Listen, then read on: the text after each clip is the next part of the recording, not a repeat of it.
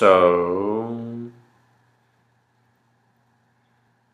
I'm sorry, trying to make sure that the camera is recording.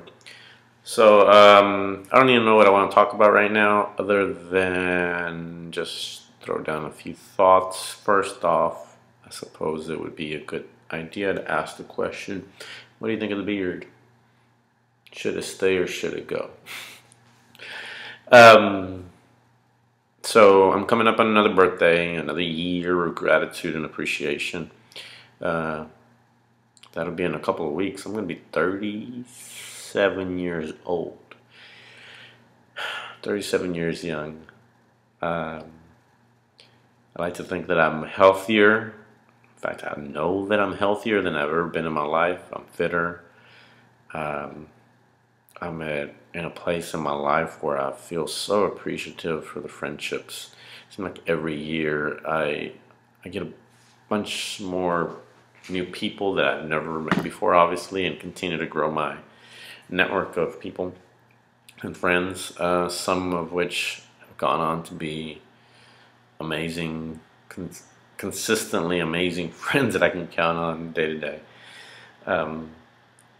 I can't say I have a shortage of friends, and I guess if I have to say anything, that maybe a big point that I want to make with this video, or just a personal note, is that my dad, when I was a little kid, told me once, and I actually wrote about this as well.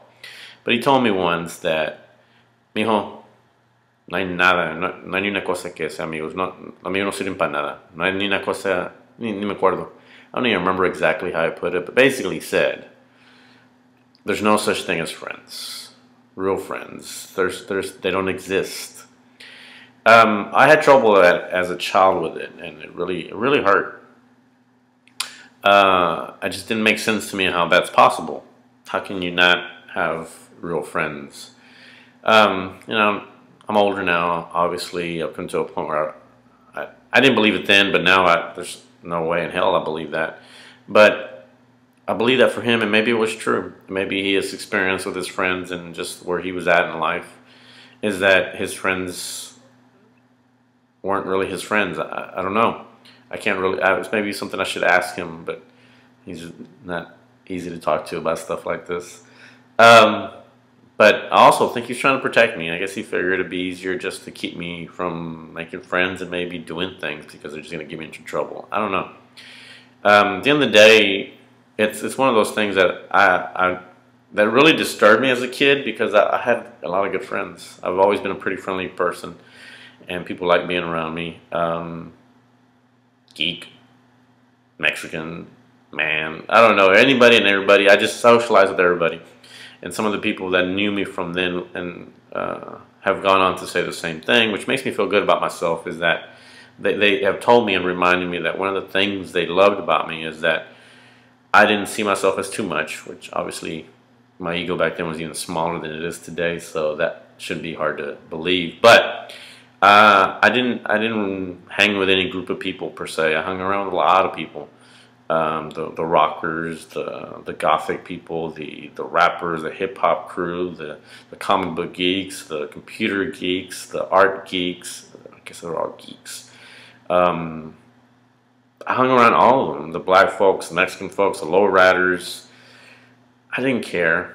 I still don't care. And I got to be friends with a lot of people. And I guess I verified in my life that that's not true. And I like to think that for my girls that they won't have to ever hear those things because they're going to be surrounded with a ton of great people that I call my friends as well as the friends that they're making.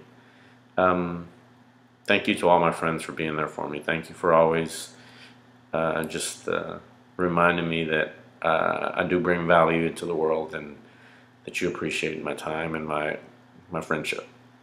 That's all for today. I really appreciate anybody and everybody that's listening. Ta-ta. Bye-bye.